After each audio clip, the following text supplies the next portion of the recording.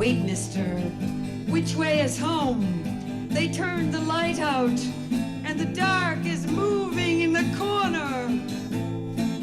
There are no signposts in this room. 4 ladies over 80 in diapers, every one of them. La, la, la. Oh, music swims back to me, and I can feel the tune they played the night they left me in this private institution on a hill. Imagine it, a radio playing, and everyone here was crazy. I liked it and danced in a circle. Music pours over the sense, and in a funny way, music sees more than I mean, it remembers better, remembers the first night here. It was the strangled cold of November. Even the stars were strapped in the sky. And that moon too bright, forking through the bars to stick me with a singing in the head. I have forgotten all the rest. They lock me in this chair at 8 a.m. and there are no signs to tell the way. Just the radio beating to itself and the song that remembers more than I. Oh, la, la, la. This music swims back to me. The night I came, I danced a circle and was not afraid. Mister.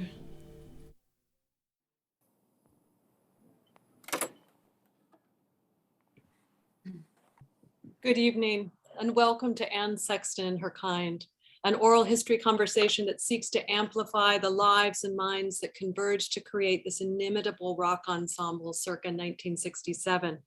I say inimitable because, among other things, there are not too many bands that have a woman poet as their front person and lyricist. There's Patti Smith and Anne Waldman, and if we include male poet musicians of that period, there's Bob Dylan, Leonard Cohen, Allen Ginsberg and the Fugs, and Jim Morrison, except that none of those bands brought together a so-called confessional poet at the height of her career, with a recently graduated high school football star on guitar, a radical visionary English teacher as band manager and sometime kazoo player, a bass guitarist who played with the likes of Sonny Rollins, and a woodwind man who could recite Henry IV and jammed with Tony Bennett and Aretha Franklin. Together with the publicity, sending typed paper letters to English departments across the country with blurbs like, Anne Sexton performs with a voice that has seen a nightmare and dreamed that is man and is not afraid to disturb us with the offering of truth, unquote. Tonight's event seeks to honor the band's bold experiment and the remarkable humans behind the tunes. And it is also a celebration of the recent donation of the Her Kind sound archive to the Woodbury Poetry Room. We are so grateful to Bob Clawson for this tremendous addition to our collection, and to Linda Gray Sexton for her wholehearted support of this donation. In addition to Bob and Linda, I wanted to acknowledge the presence of one of the original band members in the audience tonight, the one and only Ted Kasher, about whom you will learn more, and to thank David Griesinger, whose cameo opened our event tonight. He is a Cambridge-based physicist and award-winning acoustician, as well as one of the original recordists of Her Kind. He recorded the band's performance in Emmanuel Church in Boston and helped put together the 1971 demo tape you just heard. It's one of the great joys of my career to be able to reunite him, and by extension you, our audience, with the very reels that were created 50 years ago this year. And to use this occasion to announce that we are in discussions with Phonograph Records to at long last release a vinyl disc of Anne Sexton and Her Kind. And now to the event at hand. One of my favorite composers has observed that the universe is more like music than matter, more vibratory, relational, resonant and wave-like than the static and unchanging manner in which we at times perceive it. The world and our lives within it do, as Bucky Fuller once said, seem to be a verb, not a noun. Our oral histories are an effort to revive the verbs and reverberations around individuals whose stories have at times been placed into static categories, as in this case, confessional or woman or poet or even, alas, suicide. Terms which constrain the dimensionality of their being and prevent us from nearing or knowing the breadth and depth of their comprehensive occurrence. Though we can't do the Blues Brothers routine of getting the band back together entirely, we can at least deepen our understanding of the profound relationships and kinship at the center of Her Kind. The love, the bonds, the risks, the humor, the tensions, the politics, the great going into the venture, into a music that defies any idea we might have had of the poet as an isolated I. Music, music, music, as Sexton says in a 1966 interview, it beats us every time. For tonight's event, we are so honored to have as our moderator the exceptional and insightful Sexton scholar Dawn Skorczewski, whose book, An Accident of Hope, The Therapy Tapes of Anne Sexton, sorry, I'm slurring my vowels, I highly recommend. Her full bio is posted in the Zoom chat. Please lift up your hands and join me in welcoming Dawn Skorczewski. Thanks so much, Christina. It's such a pleasure to be here. It's actually one of the great gifts of my life to be with all of you right now in this moment. And to set the stage for the next part of our programming, I'd like to have Anne Sexton say a few words to us. This is from a 1973 interview. Where did this, how did this breakthrough come about that you could sit down and write these sorts of poems? I will tell you as exactly as I can. The fact is, I couldn't help it. It's just natural to me. I was told over and over, you can't write personal poems. I mean, you can't write about madness, you can't do this. Anybody, I mean, everyone, or who I might consult, would say, nix. You don't write about, that's not a theme. And I remember, which I never understood, one of my first teachers, John Holmes, saying, and I'm going to get this wrong, so forgive misquote, Richard Wilbur said, poetry is I may have this wrong and you probably will know it, a window, not a door. And apparently, yeah. I guess I was the door or something. Yeah. I did, but I thought, well, I'm sorry. Yeah. I can only do what I can do, and it you know, was just natural. It was not a planned thing to come into English poetry, which I didn't even quite know. I was, you know, I was just writing, and what I was writing was what I was feeling, and that's what I needed to write. The first but I book... want to go on a little bit to say that I have a new little theory. Now, it may be, you know, change in a month or something, but this theory is, if you could document in some, I don't mean document because it's not altogether documentary, of course, but document the imagination, everything, experiences, even some wit or whatever, you know, various, of one life, however long it may or may not last, or, you know, whatever. It might be of some value to someone someday, just to say, well, this human being lived from 1928 to whenever, and this is what she had to say about her life. Yeah. Well, thanks so much for playing that. We're going to talk now with Linda Sexton and Bob Clawson.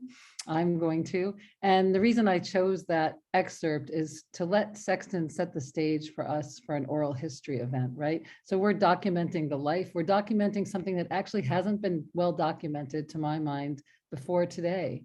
The band, Anne Sexton and Her Kind, and what they did, how they played, where they played, what it sounded like, what it was like to be there, how did it start, and we're going to do that now. So Linda and Bob, if you'll join me, the first question I have is for Linda. Linda, can you tell me a little bit about what the role of music was in your early life with your mom and dad? Yeah, music was so important to her. It really lifted her up and took her other places.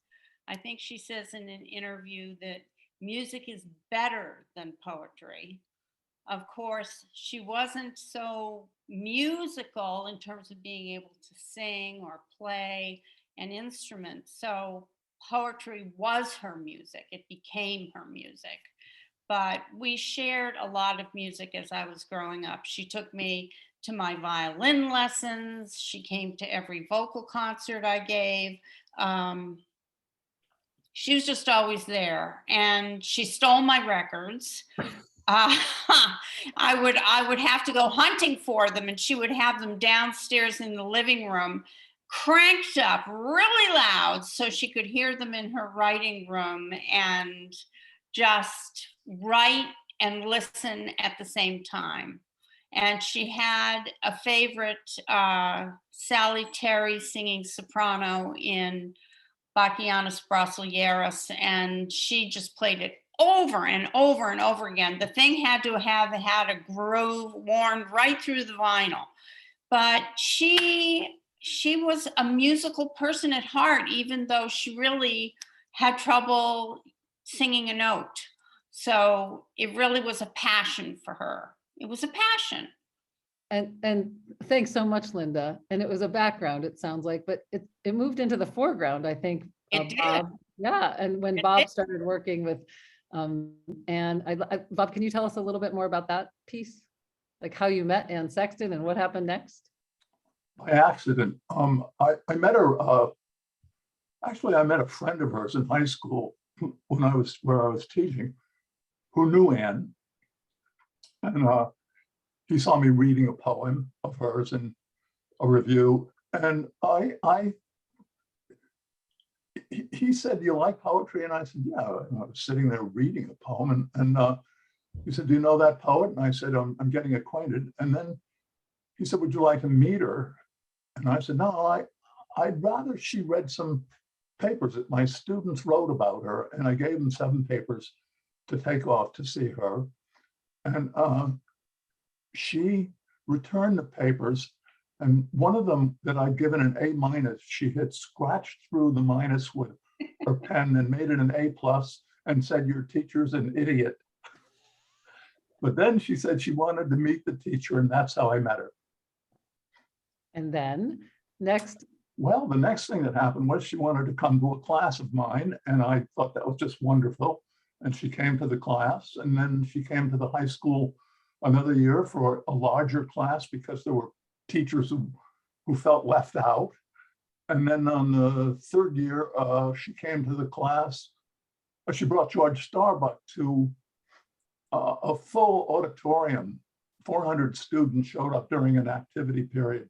And it was very clear that they wanted to hear poetry also. And that's basically how I met her. And then I knew her for 10, 11 years after that.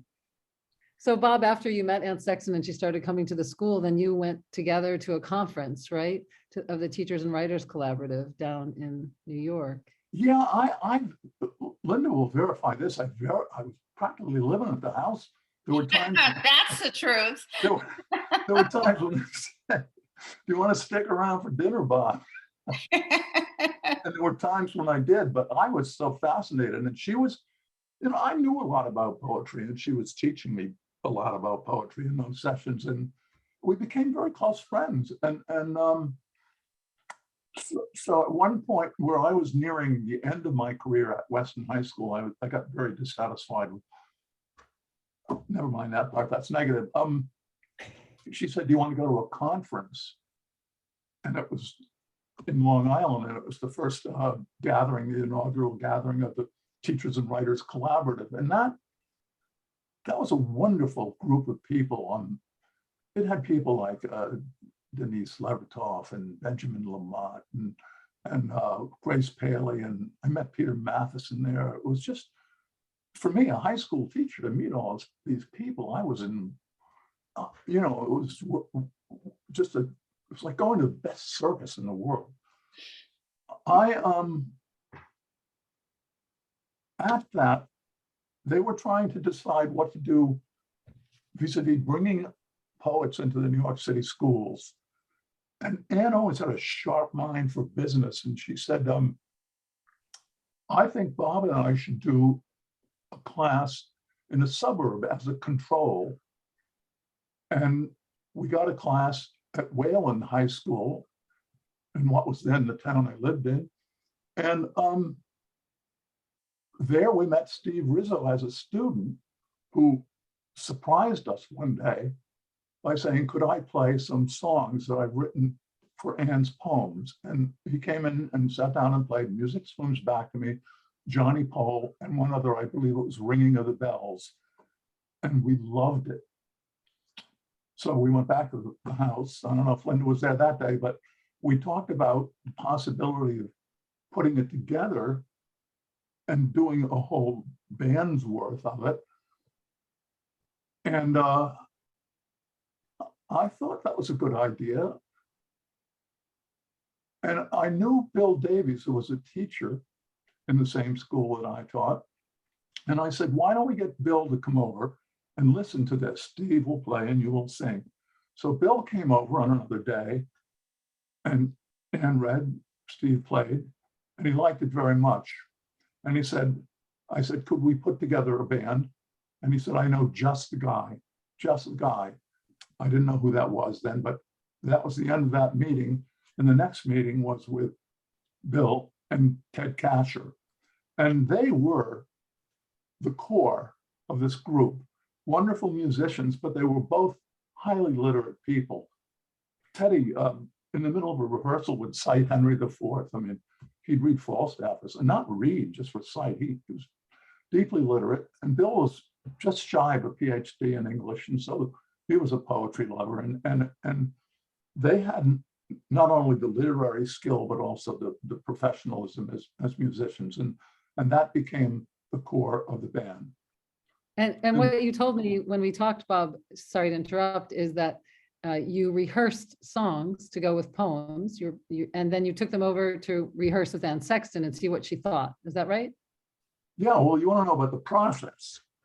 Well, first I want to talk a little bit about the rehearsals with Linda, and then we can go back to that. That's okay. Okay. So I just want to share this. Okay, are you seeing it? Yeah. The band, the rehearsal? Okay, good.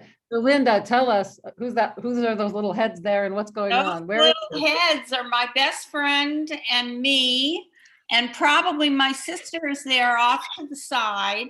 And the way it worked at our house was there was a step down into a sunken living room. And this is the living room here. And it had a bright orange carpet. And we sat on the step into the living room and just listened and listened and listened. The music was so magical. It was all kinds of things we'd never heard. I knew the poetry, backwards and forwards, but the music that was wrapped around the poetry, all different kinds of music, things I'd never heard before. And, she had the African art up on you can't see, there's more of it actually up above. So it was a very sort of funky living room with all this stuff in it. Now it's got a bunch of funky musicians.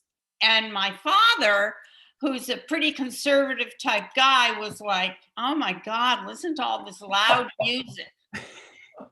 And then one day, this is a funny little aside, one day, I believe it was Bill, was plugging his keyboard or organ or whatever that is into one of the outlets, and my father had a saltwater fish tank, a huge one, 100 gallons, and he unplugged the thermometer, the heater, so that all the fish died. And the next morning, I hear all these swears coming from the living room. Mother's going, "What's the matter? What's the matter?"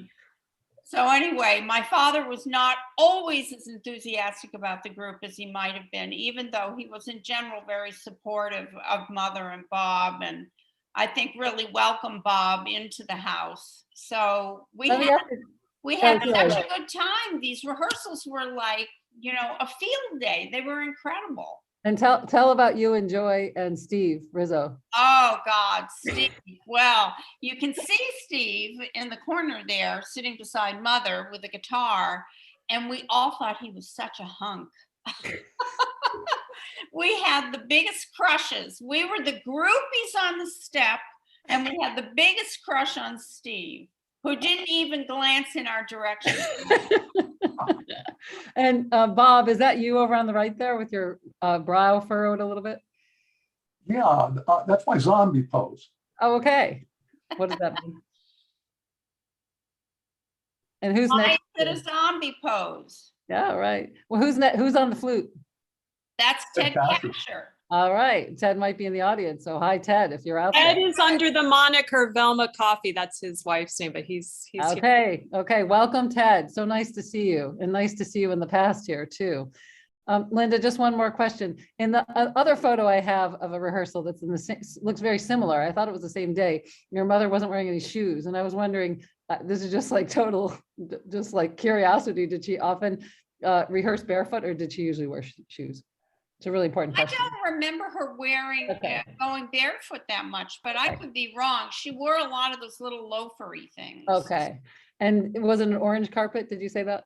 Yeah, it was bright, Yeah, burnt orange, burnt orange. burnt orange. That's right. Yeah, I like for our audience to She was know a such little bit dramatic more. person. She was such a dramatic person. Of course, she had to choose a dramatic color for the rug, and it was a big room, so it was a huge amount of burnt orange.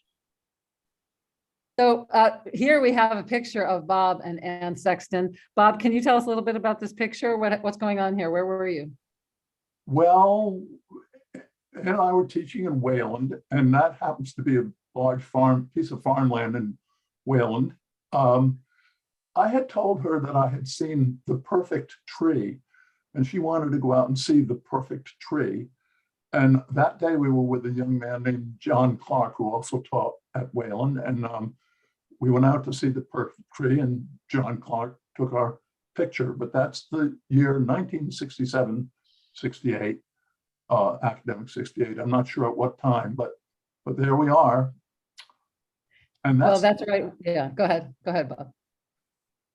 I don't want to do this because women talk about hair, but I don't recall Anne having hair that short. I guess she did. Well, she obviously did, because there it is. There it is, yeah. And neither That's of those, none of those trees are the perfect tree. That's not the perfect tree anywhere in the background, but we did see one. Well, this is the perfect moment to be talking about that tree. Linda, you said something about how you didn't remember that dress, or you think you remember the dress? I think I remember that dress. I'm pretty sure it was red and white. Okay, it's good to know. Just fill in our memories. Fill a in little the bit. blanks Yeah, here. fill in the blanks. And So- Bob is right that she did have these different hairstyles, you know, from a French twist all the way down to a very coiffed kind of bob. And Bob is right that it wasn't short that way for very long. So, and straight, it's very straight there. Why are we talking about her hair? Well, we were talking about this when we talked together, you know, for hours about this event. And, you know, at the time that we were talking about it, of course, we went down this road and I had to go back. You know, I didn't want the audience to miss out on these details. There Yeah. might be someone in the audience who's taking notes right now about this. I wanted to ask one more thing about the rehearsals, and that is, how often were you stopping and adjusting things? You know, were you changing the words of the poems? Were you just changing the music? How did that work, Bob? What were these rehearsals like? A lot of it was composed or programmed and set up during the week without Anne at my house, where we'd get together and try to put together a piece. Sometimes they required making a refrain, or we think of where the bridge would be. There was styling too. What, you know, with Woman with Girdle, it was a boogaloo. Just different kinds of music to go with different poems, because it obviously worked that way. Perfect cue, Bob, because we're going to play Woman with Girdle now. Let's hear a little of that song. Perfect cue. Excellent. And I just want the audience to kind of take yourself back. We're talking about the 1960s here. This is the mid 60s. Women are wearing girdles, some of them. Some of them are about to take them off, right? And now you've met her kind. Once again, I'd like to bring out her, Anne Sexton.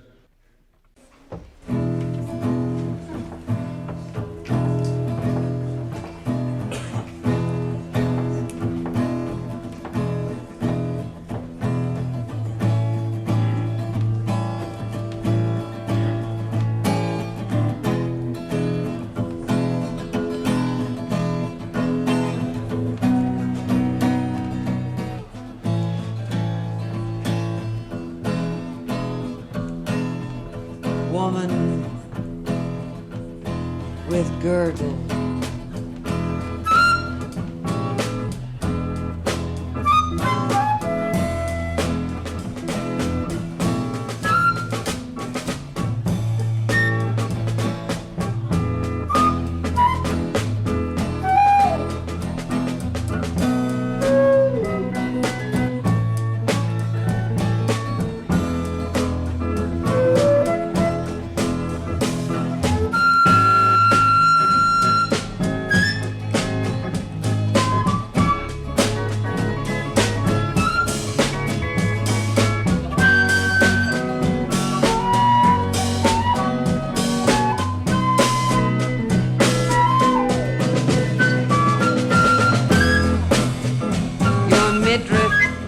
Sags toward your knees. Your breasts lie down in air. Their nipples as uninvolved as warm starfish.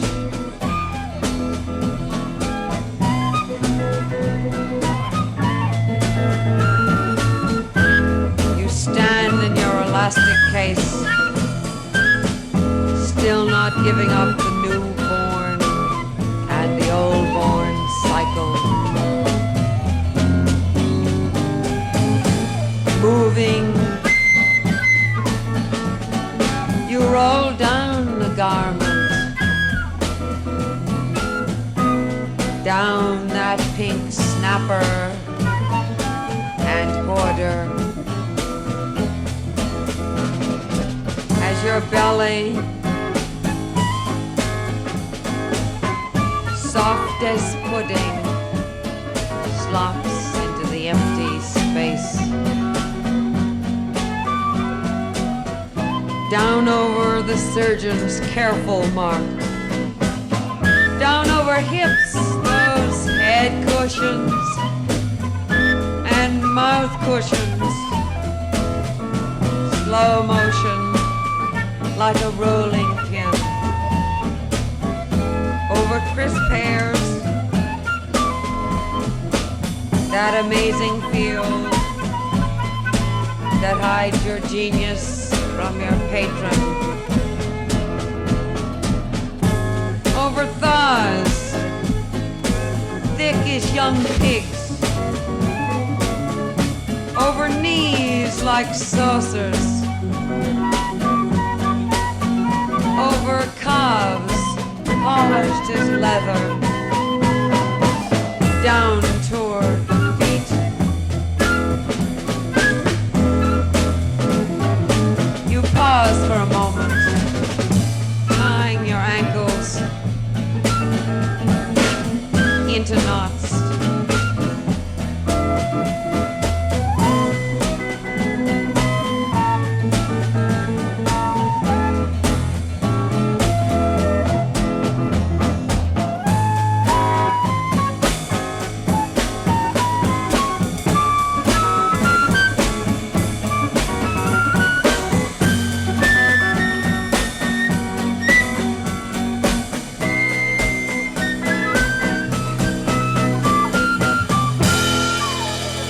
Now you rise, a city from the sea, born long before Alexandria, straightway from God you have come into your redeeming skin.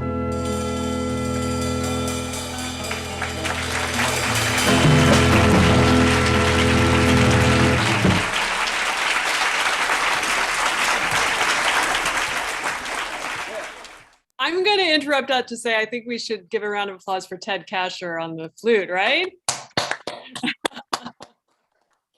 Absolutely. Thank you Tremendous. so much. And you know, there are a lot of literary critics who say Anne Sexton's no feminist, but I don't know. Listen to that one. Also, body positive. Let's talk about the concerts. The first concert at Eugene's. Let's hear a little bit about that. Bob, do you want to tell us about that? And Linda, I think you were there, so you're going to tell us too about your experience. Yeah, it was a political bar raising money for Eugene McCarthy's campaign. And we were looking for some opportunity to put some music in front of a live audience. And it was pretty daring, but they needed someone to play. And I think we had about 4 or 5 songs ready. So we played it. And it was a smoky place where people were drinking, and you know, you had to win that battle. And I think we did, because we were very lucky to have in the audience Fred Wiseman, the documentary filmmaker, and a guy named Fred Walkie, who was the director of the decor of the museum. The next day, I got a call from Fred, and he said, "Would you like to do that at the museum?" And we really didn't have enough songs for a whole show. But I said, sure, we would. And he said, well, how much do you, he said, how much do you think you would play for? What's your price? We didn't have a price or anything at that point. We'd only done this thing at Eugene's. And I said, $1,000. And he said, you're on. And I thought, why didn't I say it? 2,000, 3,000. Why start at 1? I just didn't, I wasn't ready to negotiate. But you were launched though. Eugene's was the takeoff point, and then not long after that, decor of the museum, and we did put together a full concert for. And then we're going to get to Jordan Hall in a second. But Linda, I think you were at Eugene's, right? You remember that one? It was a McCarthy fundraiser, if I remember correctly. That's right. Yeah. And you know, unlike a lot of other concerts, as Bob says, it was in a bar. So you were fighting with the noise of the people drinking and everything. And it was dark, if I recall correctly. It was very dark. And I seem to remember she was, I don't want to say a stage or something, but she was elevated somehow. Oh, yeah. And there were lights shining on her. So there was a lot of presence. She had a lot of presence. And the music just filled the room. And I thought people kind of shut up and listened. You know, I thought there was a lot of attention paid, even though it was a bar, you know, bars, background music, who knows? But in this case, I thought they really did a home run. And as Bob says, there were important people in the audience that went on to help with the band. And yeah, it was, I remember helping her put her makeup on for that performance, you know? So for me, it was also just a lot of fun to be involved, to be part of a grown-up thing. And like I say, even when I hear the music now, I can't, I kind of can't help myself bopping to the beat here. And, you know, Linda, this is such a joyful story that you're telling about this event and the concert and the music. And I can't help but mention that I think it's not often the case that a story about Anne Sexton is told with a lot of basically unmitigated joy and celebration. And I feel that this is a piece of her history that really hasn't been explored fully or told well yet. And we're starting it here, I feel, with this event and this oral history. And Christina has been laying the groundwork for months for this. And I wondered, do you think I'm right about this, Linda? Am I right that this is a story that needs to be told? I think absolutely. I mean, when I became her literary executor when she died, I was only 21. Right away, people started contacting me and saying, I really want to hear her band. I really want to hear. And this went on for like 40 years because we didn't have the tapes digitized and they weren't really available to go into an archive at that point. But the demand that I was getting was huge. So it's very frustrating for me because I wanted for them to be able to be heard. It was really important to me. And I thought, you know, there was a wide audience of Anne Sexton fan and scholar out there who really wanted to experience this. You know, and this piece about Anne Sexton fans, you know, when I started working on my dissertation about Sexton, which was in the early 90s, I remember going into a local bookstore in New Brunswick, New Jersey, and I asked the guy there, do you have any Anne Sexton? And he said, oh, we always keep Anne Sexton. Do you know how many people love Anne Sexton's poetry? And I said, well, actually, I don't. I kind of just discovered her recently. And he said, oh, well, first of all, people who have been mental patients or have had mental illness struggles, they really feel better when they read Anne Sexton. They feel, well, they're with their kind, right? But he also said that, he just couldn't keep the books in the store. And so I'm just so happy that we're sort of pulling out this piece and really starting to unravel it, basically. I know that the metaphor doesn't work with music to talk about fabric, but maybe it does. Bob, I wondered whether you could say a little bit about Jordan Hall, because that's one of the concerts that really struck me as important. Yes, it was. Well, I'm trying to think. I guess I was the one who hooked us up there. We wanted a big time concert in Boston, and that was the perfect place. And we booked it. Was it Memorial Day? I think you said it was Memorial Day, and still you packed the house. Is that right? Well, it was a full house, and Yeah. it was. We were ready. We had a full concert. I mean, it'd been a while. We put together a number of pieces, and Alice Quinn said that she had never smelled more marijuana in her life. New England Conservatory Hall. Well, I don't recall that part of it, but I'm glad that the audience was stoned and couldn't hear some of the clams. No, it was great fun. We did a lot of concerts in and around Boston. We did the Hat Shell, Emmanuel Church. Yeah, the Hat Shell. Yeah, the Hat Shell. Everybody out there and picnicking in the middle of summer. It was a huge audience, and of course we went on the road too. I don't know if I should get. Yeah, can you tell us about that, especially the Fargo story? I was thinking. Well, each time you go to a new college or a new town, you're really entering a new culture. And when we played North Dakota State in Fargo, we got a ride out from the airport, and the bus driver was husky, blonde, and crew cut. And Teddy asked him, "What do you do for entertainment out here?" And the guy said, "We have keggies." No, this was our first person, and he gets us there, and we get to the campus, and there was like a stall of everybody was blonde. The guys were big, and they had blonde crew cuts, and the young women were all blonde. And then it was a very peculiar time. This was 2 days after the Kent State Massacre. A lot of people don't know what happened at the Kent State Massacre, but the National Guard shot students. 2 days after that, the country was in a solemn mood.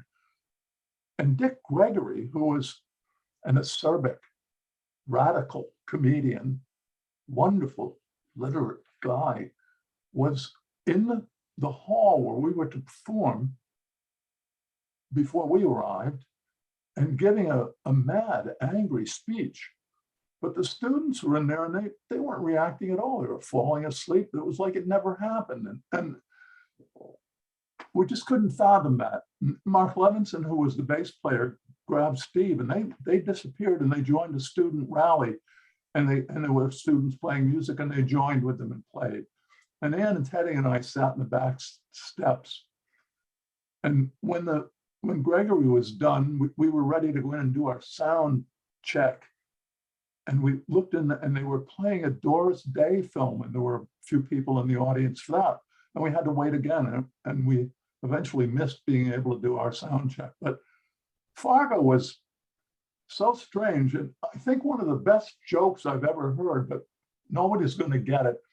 Teddy and I, and sitting on the back steps of this auditorium, and a student walks by and says, "What's the flick?" And Teddy says, "I am not Curious Puce."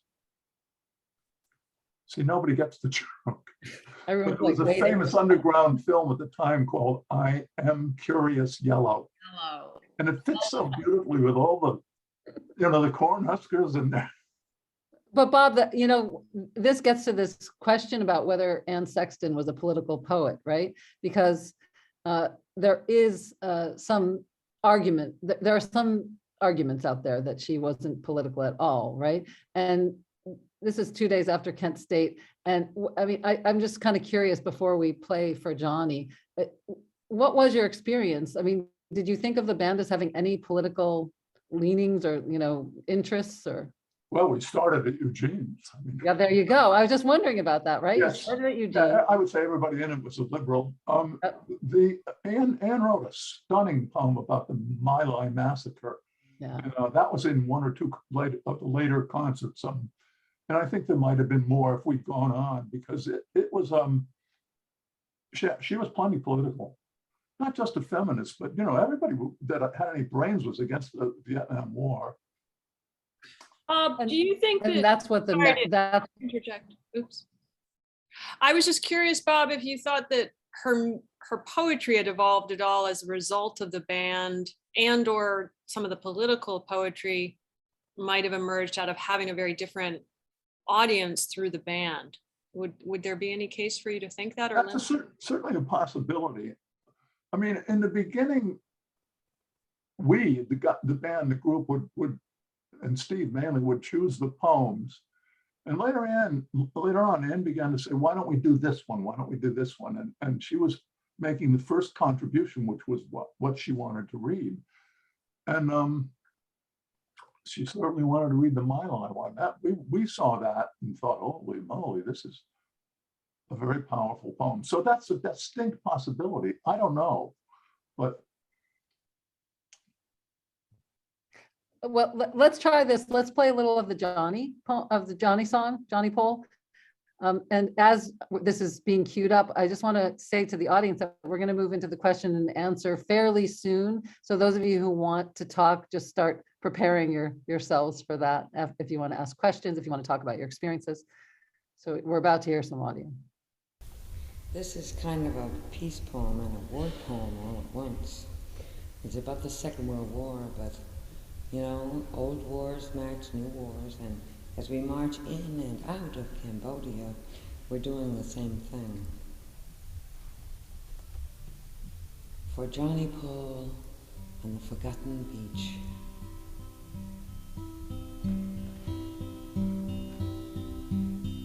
In his 10th July, some instinct taught him to arm the waiting wave.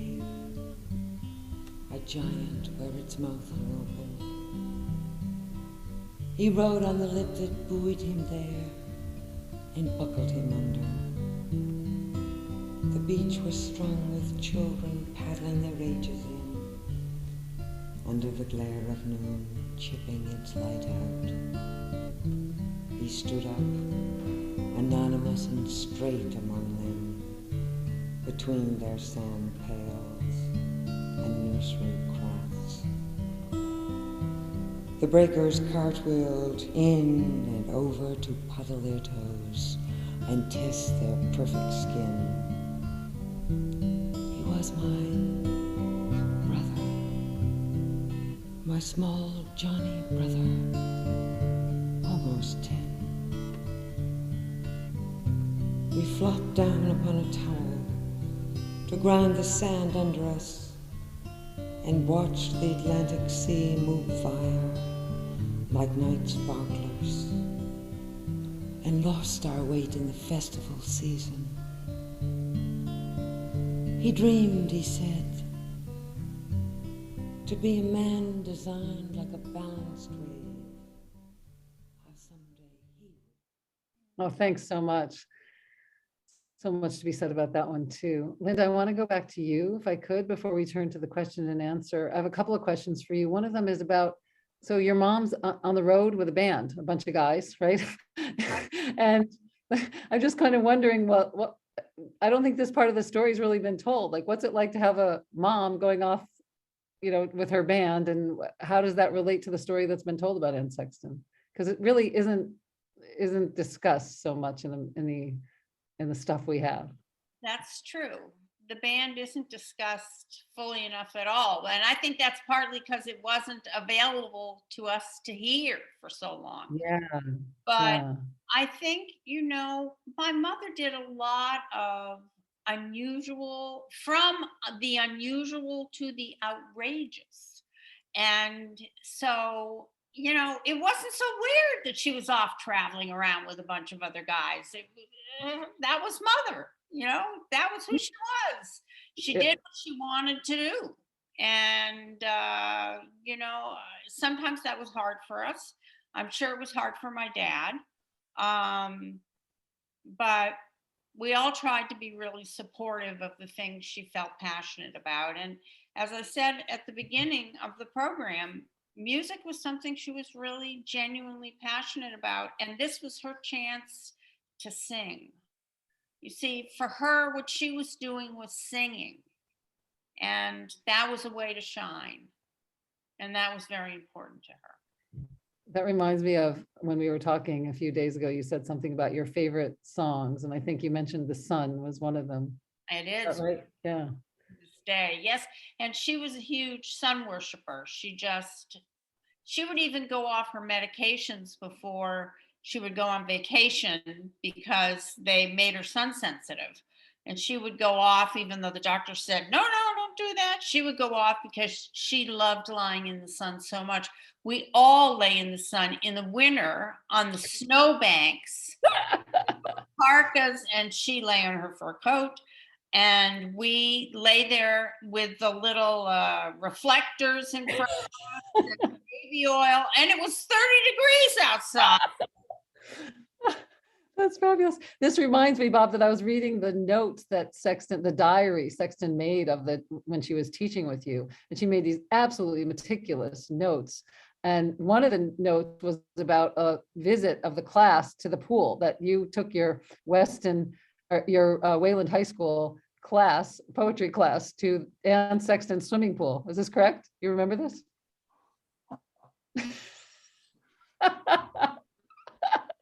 We aim to embarrass you. Maybe I wasn't invited. This is kind of like Elmira. I don't remember the gig.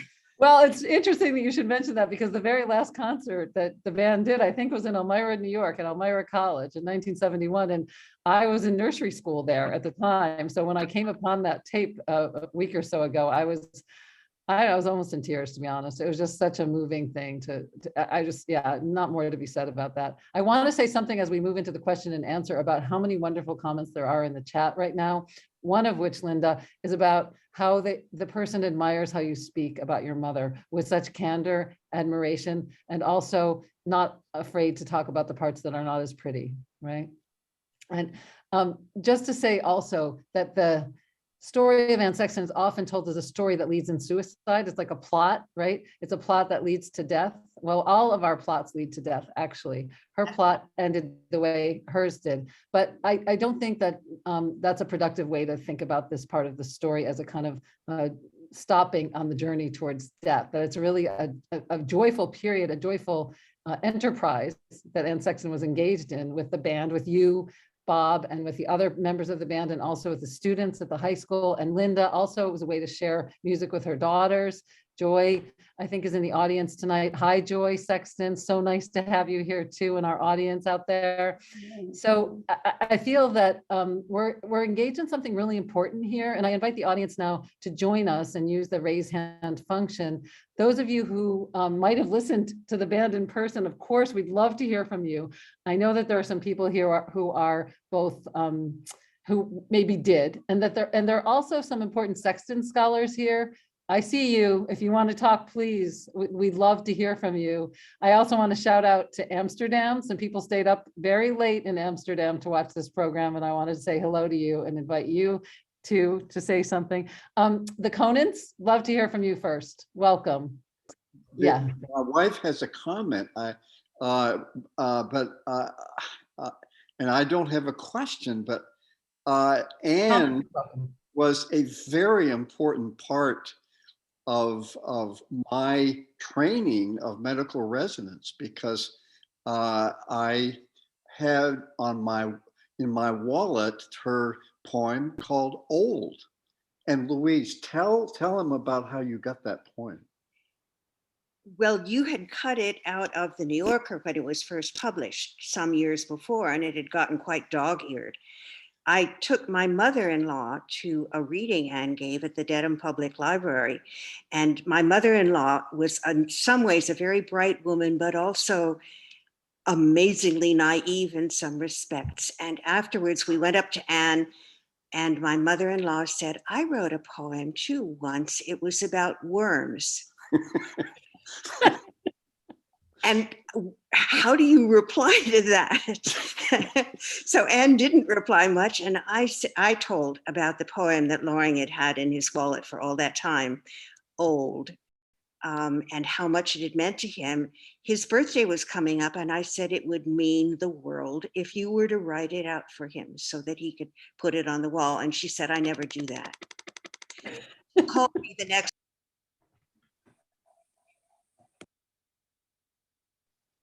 Oh, something happened with the sound. You got muted. Somehow you got muted. Unmute. Unmute. You're muted. Okay. Okay. Go So ahead. all we know is that she called you the next day. And said, well, it's done. Would you like to come over and pick it up? After she'd said, I don't do that, she did it. And that began a series of mornings over coffee. Well, and you were some of her closest friends, two of her closest friends, right? I think. Wow. Yeah, yeah. Thank you.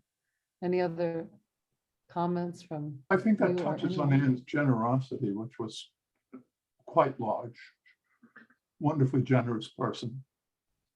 You know, I was struck, Bob, when I was reading the notes about teaching. She mentioned all these students and what they were writing, what they were like, how she wanted to reach some of them. This guy wasn't paying as much attention as she thought he could. Is there some way she could learn more from you about reaching students? She was so deeply concerned about what they got out of the class. And this is also true of how she communicated with people who wrote to her too, right? Who in correspondence. I can't tell if there are any hands. Yes, I see There a are hand. two hands, yeah. yeah. Help And me I out. think Mark Pavlik, which I'd love to hear from, and Kurt. It looks like. Okay, great. So Kurt, let's hear from you first, and then Mark. Gotta unmute. Hi, guys. Thank you. I'm so honored to be here. I'm the chair of the graduate program in literature at Kutztown University. And anytime I teach Anne Sexton's poetry, students connect so richly. And when I talk about her kind, they're dying for this music. They are dying to hear this. A question, has any connections or comparisons between the 70s poet and writer Dory Previn with Anne Sexton and Her Kind? Because they strike me as so remarkably similar. Thank you. Great question.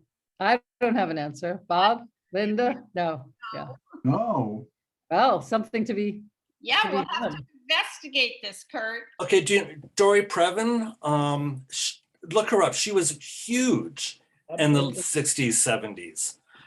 But a confessional poet, and put her music or her poetry to music, and she's pretty big.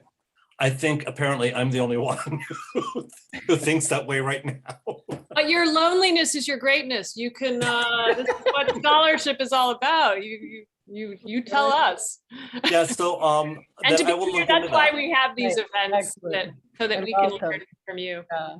Great. Mark. One very quick question, and then a little more in-depth one.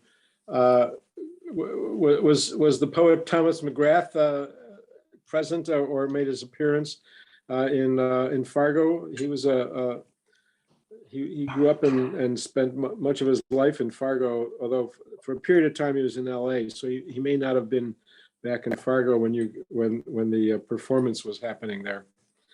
Was he blonde and crew cut, Mark? No, not Tom was not. No, he was a communist organizer. You know, he might have been. We didn't really meet many people. Yeah. It's like the tennis. So my second question. Yeah, my second question, Bob, is as you know, I'm sort of a Denise Levertov acolyte, and when Anne committed suicide, Levertov, wrote a very kind of controversial essay, which was really the title essay of one of her collections of essays called "Light Up the Cave." In which she really took a stance, and this was like published in the Real paper, I think, at the time, and Anne was a very, very popular poet in the Boston area.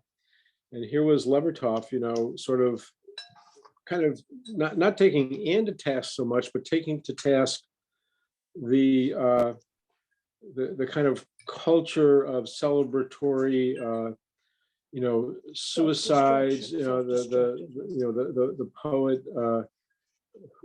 as assuming the weight of society, and Levertov really took that whole idea to task in this essay. And I'm just curious, I was really too young and too naive at the time to know how others who were closer to Anne responded, to that kind of criticism or that essay. And again, I think it wasn't, Anne was the focus, but it wasn't specifically about Anne, but a whole culture. Sylvia Plath, the whole idea of the poet's suicide and being celebrated. And in the essay, she goes on to, kind of say, well, we should really be celebrating artists who, who live long, productive lives instead of. Thanks so much. Thanks so much for that comment. And I think some of the people who raised their hands are going to say something about that, unless you, Linda or Bob, want to say something. Yeah, I think the hands that went up are in part. Yeah, Bob, go ahead. I'm always disturbed by anyone who associates poetry with suicide as if that's part of it. It just, I was involved in the situation in the school where they dropped a poet because the poet wrote about suicide because they were worried about poetry and the students committing suicide or something. They're separate issues. I mean, I don't think that, it angers me when people make, it's like they're trying to create a cult. That's all I have to say. Thanks, Bob. Yeah. Christina, can you help me with who's next? Robert Frank. Hi. I believe I took Bob Clawson's spot in the English department in Weston High School. Whoa! Did you have better luck at Weston than he had? One thing I had was a one-on-one poetry writing program with Linda. And I was in the situation where I'd say, okay, go write your poetry. And she would come back having spent an evening with her mother, going over it and improving it. And then nobody is supposed to have profound things to say to help her improve it. I was so intimidated. I can't begin to tell you.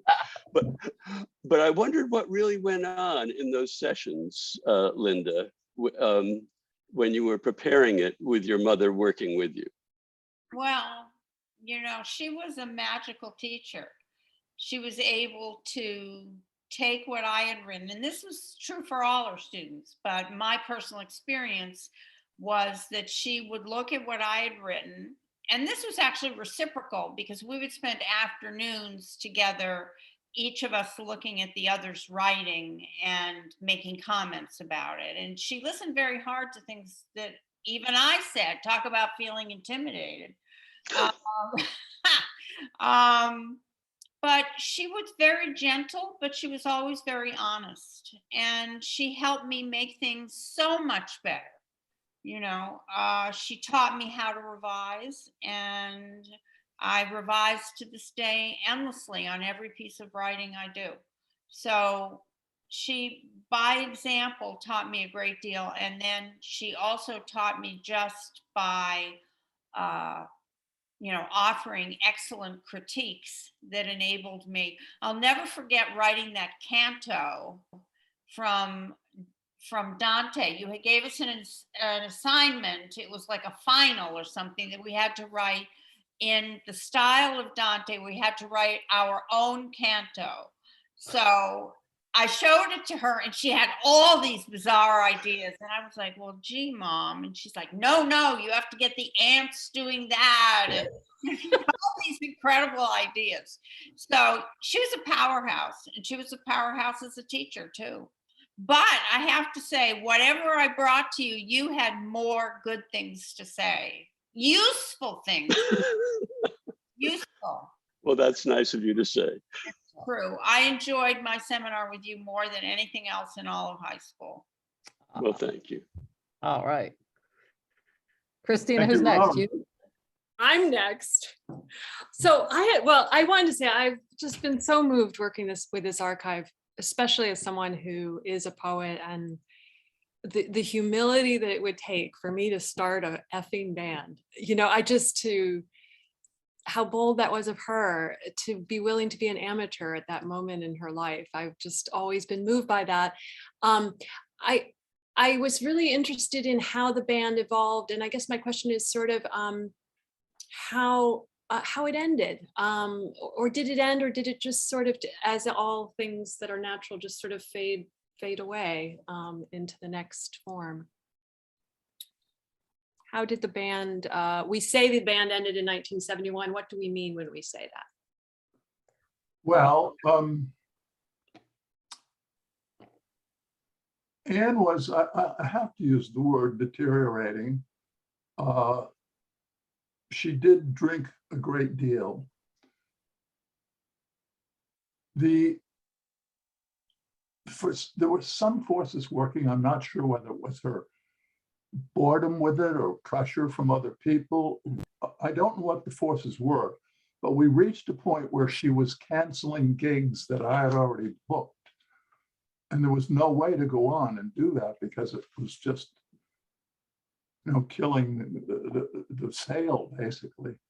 And there had been some dissatisfaction within the group over some things that had occurred that were Anne ruled out. For instance, an invitation to do the Newport Jazz Festival, and that would have been wonderfully promotional. I mean, if we'd done that, that would have lifted us quite a ways up in the public eye. But Anne said, no, if they're not paying any money, we're not doing it. And they didn't pay any money. And that was the way, it was a pro bono thing. It was a festival. We volunteered, you went. Another one, which was not her fault at all, was we had to turn down a 30-day tour was offered to us, and it was down in the South. And Anne said, there's no way I can perform each night. And she was dead right on that, because she didn't want it. She wanted a month to plenty of time in between concerts, and that's understandable because they exhausted her. But the final touch was, I think I spoke to Linda about this, or maybe in an email.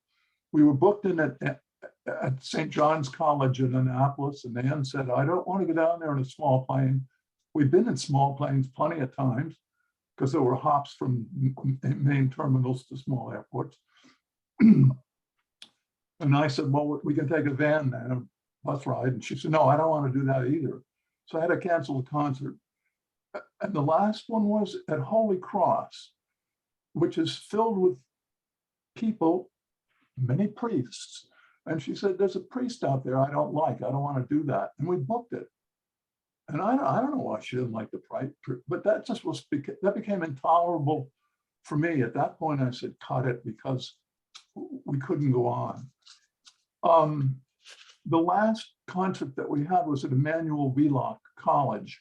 They combined, and that was really a stunningly good concert.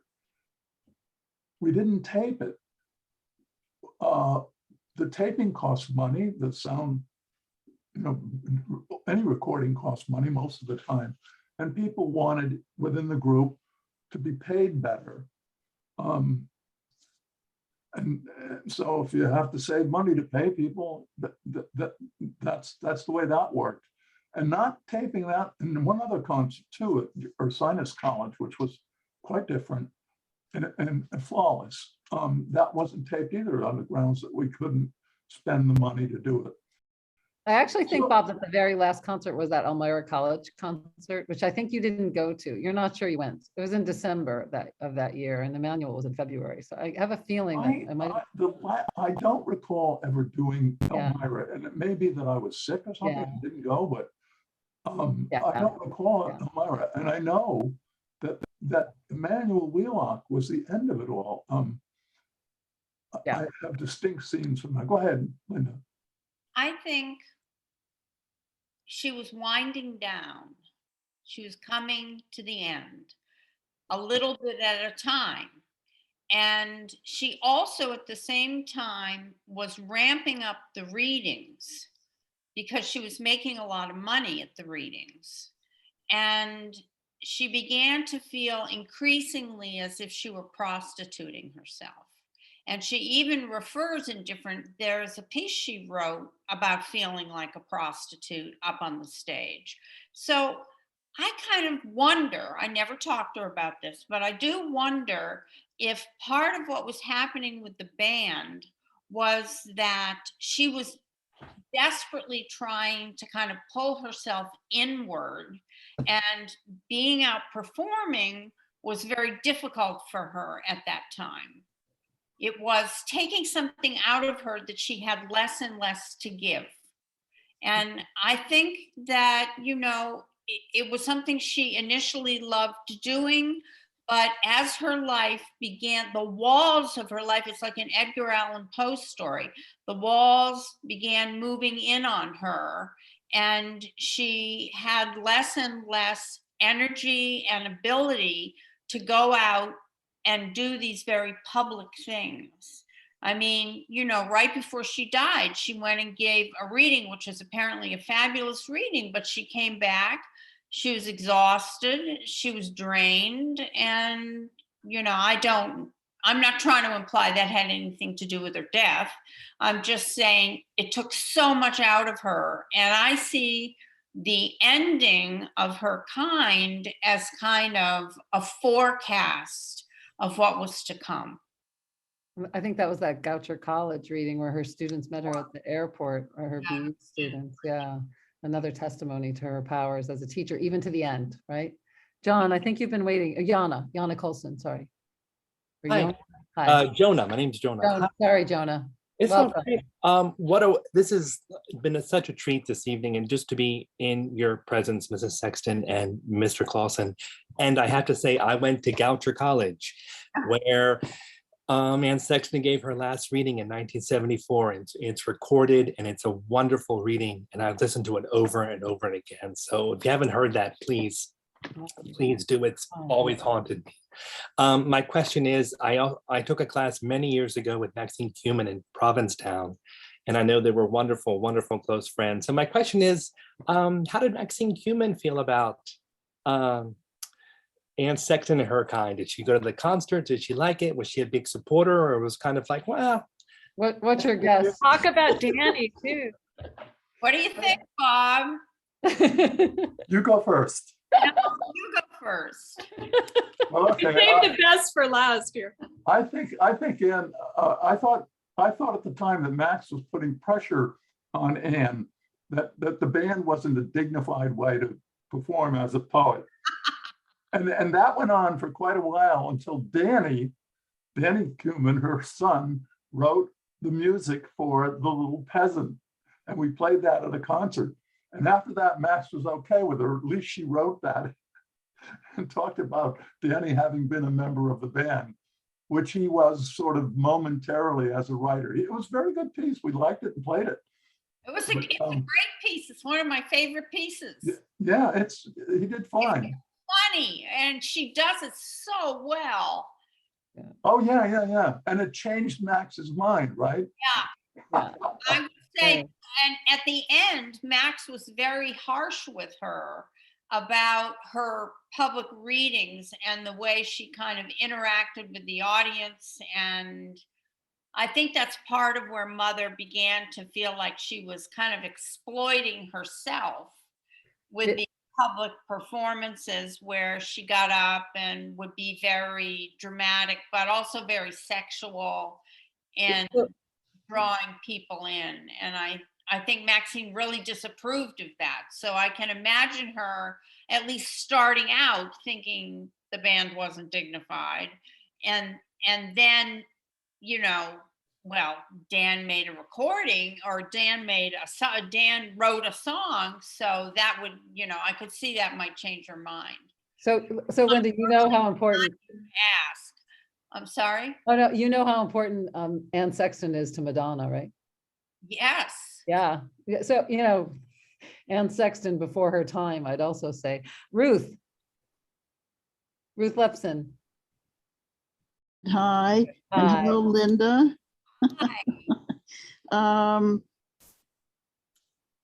A lot of things come to mind. First of all, what Mark said. Mark was asking how people responded to Denise's essay in the Real paper about how one should admire people who live long and are heroes and are political activists. Denise was one of the most important poets to me, but I remember feeling really angry because I was Anne's student, and I felt, why do you have to attack Anne at this moment? You don't have to mention her name. So you can talk about this in a more general way if you want to. So that was my response. I also remember going to one of her last readings, which was at Brandeis. In fact, I thought it was her last reading, but apparently not. And she walked off the stage in the middle. Oh. And afterwards I said, Anne, why did you do that? And she said, because they want blood. Oh. Yeah. And I felt so bad because I felt that she got stuck in this vicious circle of wanting her poems to be heard, but feeling that she had to go almost to greater and greater extremes as time went on in order to get that attention. Although some of the poems that she wrote at the end of her life, like the blasphemous Jesus poems, were really great. And, it wasn't that they wanted blood. She was really going to another realm at that point. She was always endlessly creative. And as a teacher, I want to say, the thing that struck me most about her was that she would point out a word in your poem and say, take this word out and replace it, Linda, with such and such a word. And she was the only teacher I ever had who could do that and do it effectively. She could call that up. That was astonishing. I think you're really right about, when she says they're out for blood, this is what I was talking about, is she was getting more and more out on the edge. Yeah. And feeling more and more that the audience was like a hungry beast and she had to feed the beast. But let's talk about Brandeis for a second. That's where Philip Roth was, right? And Bob, you were reminding me about their friendship, Philip Roth and Anne Sexton. And I was reading an article about Philip Roth and Salmagundi the other day. You should read that article and then think about Anne Sexton walking off the Brandeis stage. I mean, I don't know. I have some, I would have another way of reading that, possibly. How? Yeah, it's a pretty interesting article, and it doesn't pull any punches. I found it fascinating, actually.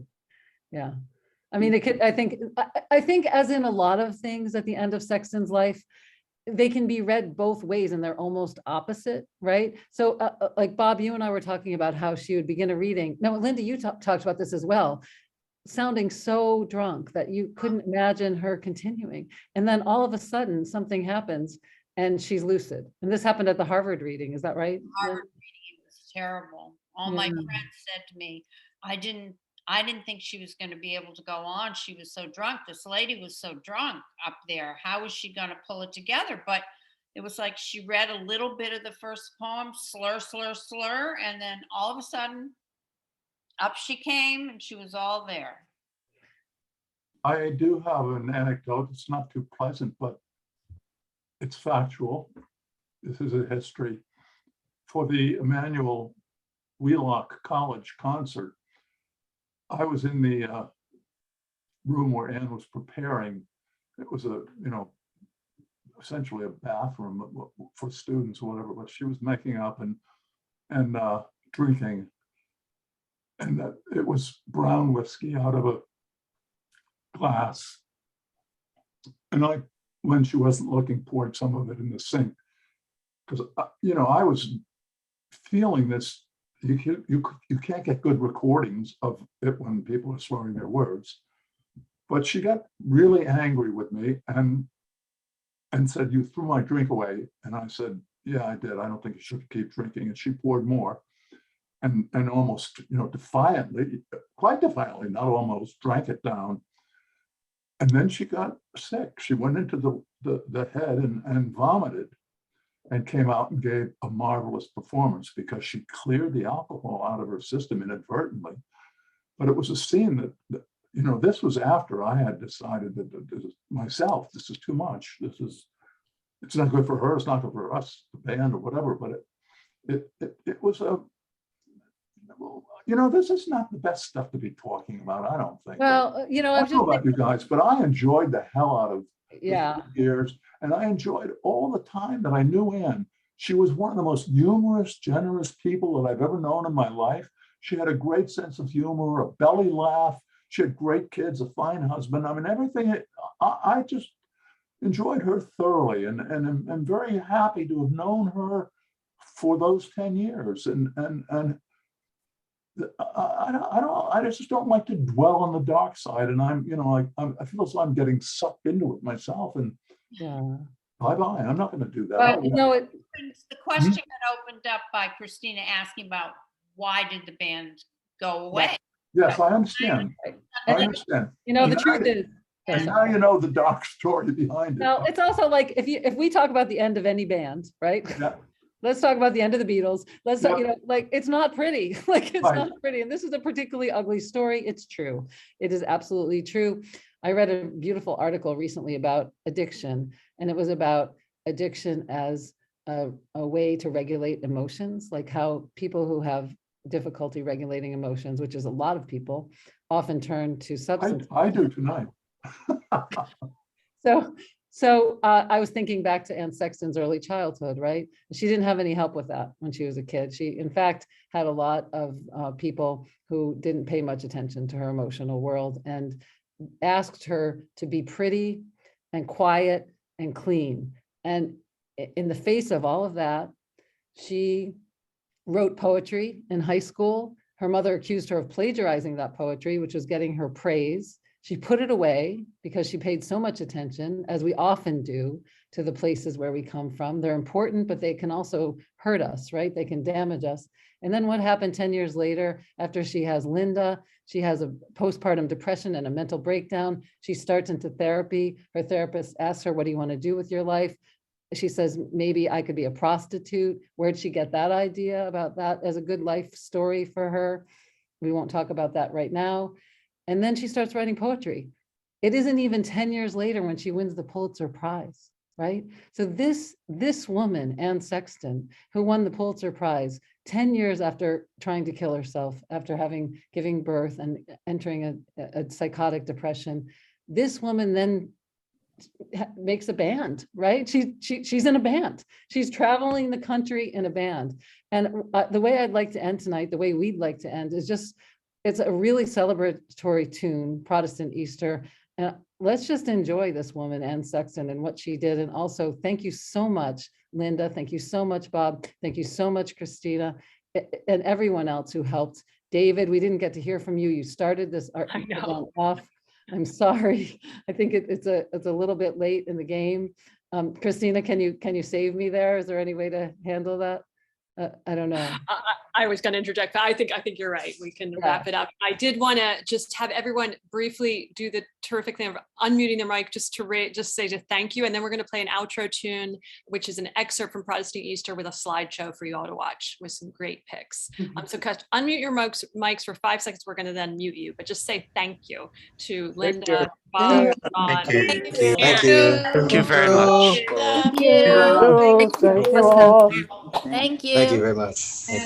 And Bob, thank you. Thank you. Okay, and so now we're going to cue the music.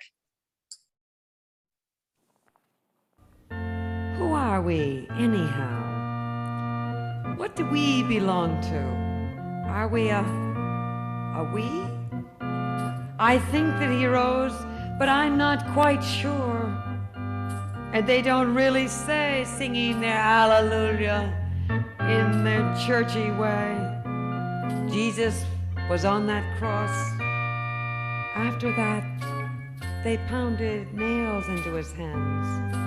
After that, well, after that, everyone wore hats. And then there was a big stone rolled away. And then almost everyone, the ones who sit up straight, looked at the ceiling.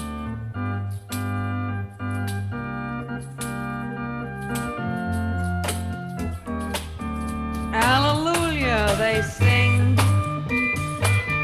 They don't know. They don't care if he was hiding or flying. Well, it doesn't matter how he got there. It matters where he was going.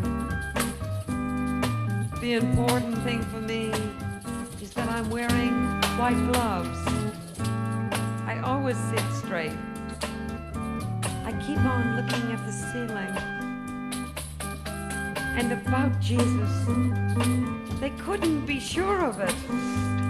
Not so sure of it anyhow. So they decided to become Protestants. Those are the people that sing when they aren't quite sure.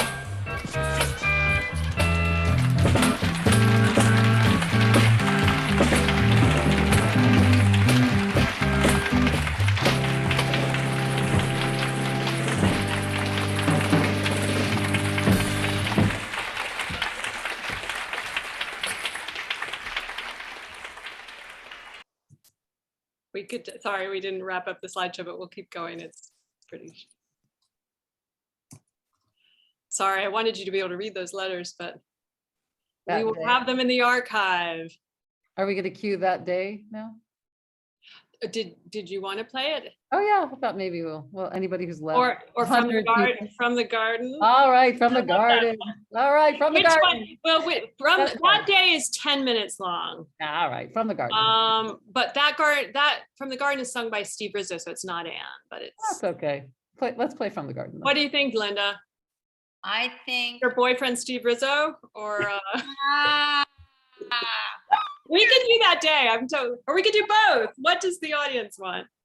let people got a in lot. the garden, even if it's not Mom. He wrote a beautiful song. And I he, love that song. he did the From lyrics. the garden. All From right. the garden. All right. Hey, Jeff. Jeff, are you with us? From the garden. Did anyone want to see those slides again? Because they were neat letters, but I don't. Remind me which version this is? I've got two. oh really? I think One one is is just a one is poem. a poetry reading and one is the song. We want the song. Sorry.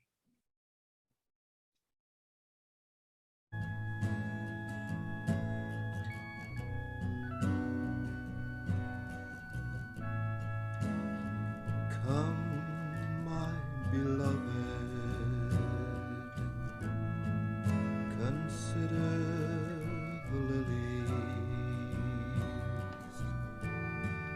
We are of little faith. We talk too much. Put your mouth full of words away and come with me to watch the lilies open in such a field,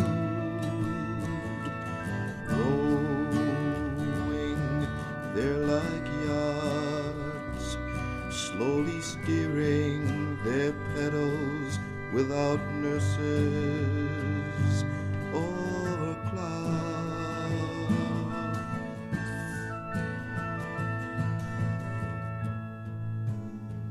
Let us consider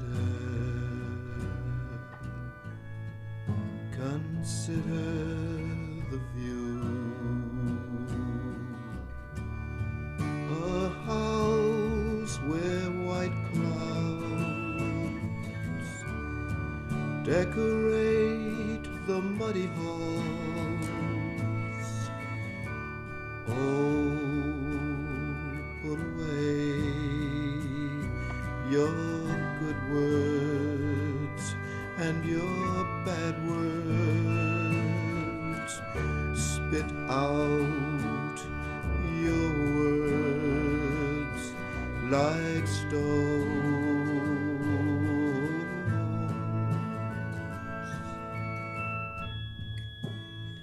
Come here. Come here. Come eat my pleasant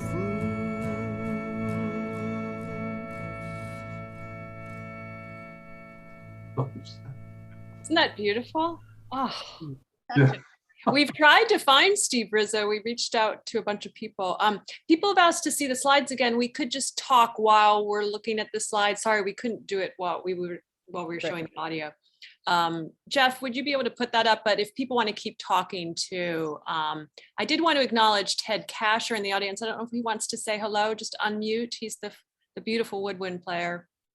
I don't want to put him on the spot though. Ted, are you there? I guess not, sorry. So I don't know if you can zoom in on this. I guess we can't. This letter is amazing. It's a letter between Bob and Anne in 1965. And he calls himself Jacques Prévert, and she says, "Good for you, Jack Pervert."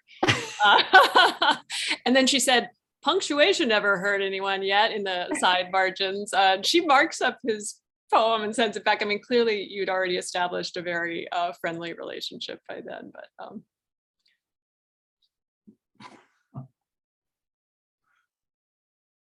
It's a great show. Yeah, there are the bare feet, Linda. You're right. Ah. I was wrong. I don't remember her having bare feet a lot of the time, though. Well, maybe she had just been swimming and she ran into her. No, she probably had bare feet more than I remember. That's all. You know, we were talking the other day about how it's all perception. Yes. Reality versus perception. And my perception was, well, she didn't wear bare feet very often. I'm wrong. Well, this could have been the one time in her entire life when she took off her shoes. Let's think about it that way. I love this letter to Herbie Mann, which is pretty cool, where Bob writes to Herbie Mann pitching her to be representative, have a record.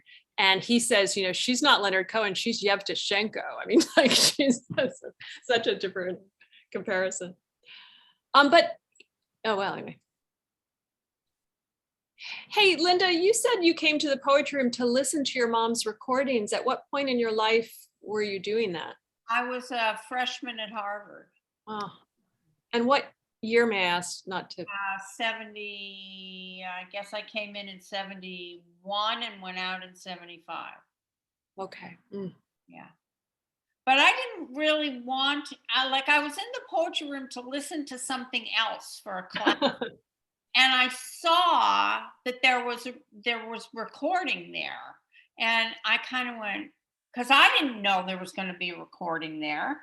And so I pulled it out and I thought, someone is reading these poems and they're an imposter, not my mother. Because at that point, her voice hadn't been kind of eroded by the smoking and the drinking, and her voice was very, very different. She sounded just like her sister Blanche, and I thought, I couldn't believe that it was her. I was stunned. It didn't sound like her at all. So that is so extraordinary, because we even teach a class where we have students listen to a poet at the beginning of their career and the end, just to experience the physical body as it changes, the voice itself. I mean, we speak always about the evolution of a poet's voice, but then we try to get them to hear the actual body is altering in the course of simultaneously. And her voice has a radical shift. Radical. That's interesting when you think about the therapy tapes in relation to that, because in the early therapy tapes, it's almost like she doesn't have a voice at all. She's often not speaking. She she passes out. And then in the later therapy tapes, she's quite vocal and she has a narrative, right? She's telling a story much more powerfully. So that's sort of these two things happening in reverse. This I love. This is a letter where Bob is talking to the radio guy, and he says that Anne apparently. Do you see the bottom? She said, "Why didn't I think to write Jesus Christ Superstar?" And Bob says, "I couldn't help her." Well, she thought that her lyrics were, her poetry used as lyrics were better than Simon and Garfunkel's books. She told me as a teenager, as we listened to Simon and Garfunkel together, she said that she thought she had it all over them, which I thought was a stitch, you know, I really thought hysterical. Didn't Bob have a story about her tapping her foot or something? Oh, like that was my story. Was that yours? Oh, yeah. Story. Can you tell it? Jordan Hall concert, and which was packed, as Bob said, and I have this very clear vision of her up on the stage with the mic and the whole thing, and as the music is playing, she's tapping her foot, trying to be in time with the music, but she had no sense of the beat. So at intermission, they told her, "Stop tapping your foot." Tap her foot anymore. I always thought that was a funny story. And she took direction. I mean, was she? Well, she listened to that because she stopped tapping her foot. That's great. She took direction very well. A lot of those notes that you see are my notes. I'm recognizing my handwriting, and adjusted a lot of the way she normally read when she was reading without the band to read with the band. I mean, she really worked hard on it. Yeah. She did work hard on it. It didn't come so naturally to her. You know? But she was very invested. This was a whole new life for her work. One of the things that's very important also is that she wanted to broaden her audience, particularly to young people. And that's where they were, in the colleges. I mean, if I may, when we went to UMass, those giant brick dormitories were taking up 3 sides of the quad. We're up there thinking, when are people coming to all these seats in front of us? And nothing happened. And then the band began to play, and they came out of the dorms like a beehive or beehives, and they filled the seats, and it was the music that sucked them into the chairs. And then they heard the show and they loved it. Do you want to play that jubilant little excerpt? I know it's from a title, a somewhat un-PC titled poem, but we won't tell you. Let's do that. It's so jubilant. It'll give you a sense of humor. I don't know. And then we could sign off because I know people and say farewell. I think this is really funny. It's just an excerpt. I excerpted her reading the poem, and that she would often do that. She would read the poem and then they would sing it. This is just a clip from it. Jeff, it's, I guess he doesn't know what I'm asking for because I'm not saying the title. I want to read this poem. I'm going to read it to you so you'll understand the story, because what Her Kind has done to it is beyond belief.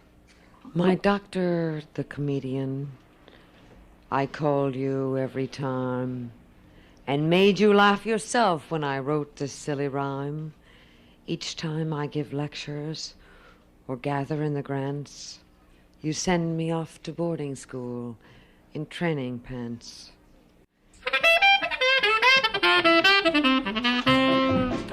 Each time I give lectures or gather in the grants, you send me off to boarding school in training pants. God damn it, Father Doctor, I'm really 36. I see dead rats in the toilet, I'm one of the lunatics.